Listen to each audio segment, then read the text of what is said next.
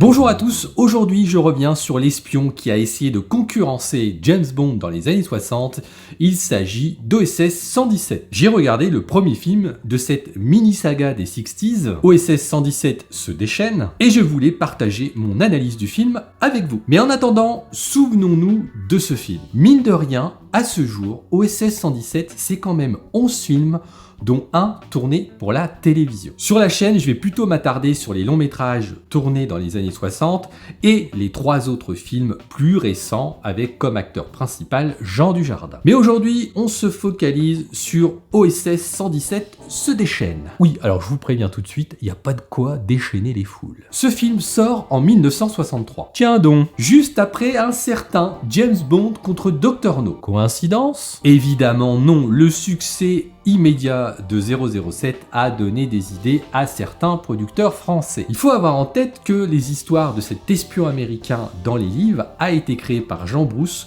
bien avant que Ian Fleming ne démarre la saga de ses livres de l'espion britannique que l'on connaît, James Bond. À la tête de ce film, on retrouve André Hunebelle. Ça ne vous dit rien? À la même époque, il va assurer la réalisation de 2 mini-sagas en même temps. Et oui, on lui doit les 3 Fantomas avec Louis de Funès et Jean Marais, et quasiment en même temps, il fera 4 films OSS 117 dans les années 60. Dans la peau de l'espion américain Hubert Bonisseur de la Batte, on retrouve l'acteur américain Kevin Matthews qui ne fera que 2 films. Dans le rôle de la Bonisseur de la Batte Girl, on retrouve la sublime Nadia Sanders qui n'est pas sans nous faire penser à Ursula Andress. Le film est un succès puisqu'il réalisera la 14e place du box-office en 1963 avec plus de 2 329 000 entrées. En élément de comparaison, James Bond contre Dr No a fait 4,7 millions d'entrées. Vous comprenez pourquoi ils se sont dit qu'il y avait peut-être un filon à exploiter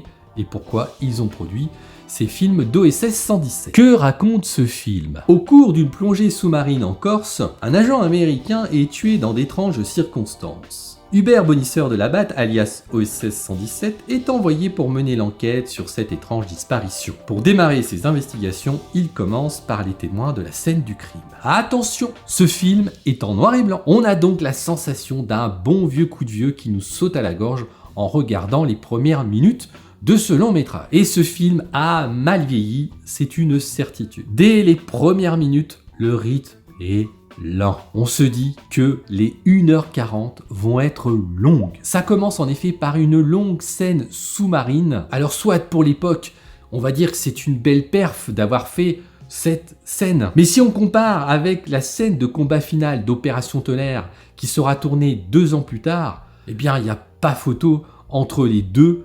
Celle d'OSS 117 est bien lente et bien pénible. On a l'impression d'avoir un vieux papy d'un côté et de l'autre un genou plein de fougue. Et encore, je trouve que les scènes d'Opération Tonnerre sont aujourd'hui trop lentes et elles cassent le rythme.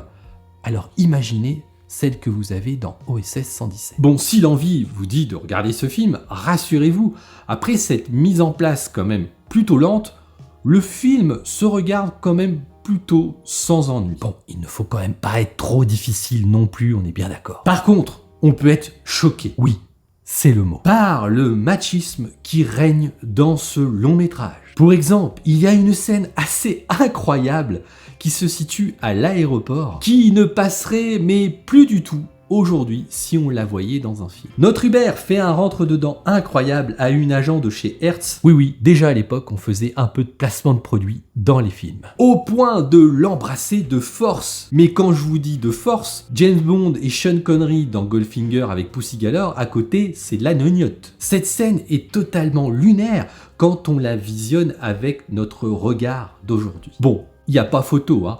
OSS 117 est bien plus coureur de jupons que notre 007. Allez, parlons un petit peu des acteurs. Kevin Matthews fait le job. Il est beau gosse, on sent un certain charisme. Par contre, la OSS 117 Girl est une perle. Elle est magnifique et mine de rien, elle joue pas mal. Je suis assez étonné de sa petite carrière cinématographique. Je l'aurais vu parfaitement jouer le rôle de Tatiana Romanova ou Pussy Galore dans la saga James Bond à l'époque. Ensuite, l'un des problèmes majeurs de ce film, c'est le méchant.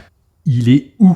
On a du mal à identifier qui commande chez les antagonistes avant le dernier quart d'heure de ce long métrage. Du coup, on a une accumulation de méchants qui dessert totalement ce film. Si notre héros n'a pas un antagoniste digne de ce nom en face de lui, comment voulez-vous qu'on ressente une dualité qui nous amène à nous dire « Ah, bah là, il va peut-être avoir du mal à réussir ». Pas du tout, et c'est bien dommage. Au niveau des scènes d'action, eh bien pour un film de genre, elles sont plutôt rares et d'une belle banalité. C'est là qu'on voit que ce film a 60 ans. L'exotisme est plutôt au rendez-vous, on navigue entre la Côte d'Azur et la Corse. Les paysages de la ville de Bonifacio sont plutôt beaux, dommage que ce film ne soit pas en couleur. Par contre, là où le film est totalement mauvais, c'est la musique. On a l'impression qu'ils ont créé qu'un seul thème, plutôt entraînant, à l'image de certaines musiques de Dr. No. Vous savez, la musique qu'on a dans le générique du premier film James Bond. Mais le problème, c'est qu'on nous la sert à tout instant, que les moments soient sérieux ou plus légers. Alors sur des scènes plutôt légères, la musique se marie plutôt bien, et là, pas de problème. Mais ensuite, on va nous la mettre dans une scène où on devrait mettre en avant le suspense. On a l'impression par moments d'un film qui a été fait à la va-vite, très amateuriste, mais c'était souvent comme ça à l'époque, il fallait tourner et il fallait que ça sorte vite, vite, vite. On sent en regardant ce film l'inspiration qu'a pu trouver la nouvelle trilogie Jean Dujardin. Les rires forcés, le côté séducteur maladroit, une enquête simple pour le commun des mortels, mais pas pour Hubert. On voit très bien où ils ont été piochés leurs idées. Un film à voir pour se souvenir, mais vite oubliable, je vais lui donner une note de 2,75 sur 5. Je ne m'arrêterai pas là, vous aurez sur la chaîne les autres films OSS 117, alors abonnez-vous, et puis en attendant, ciao!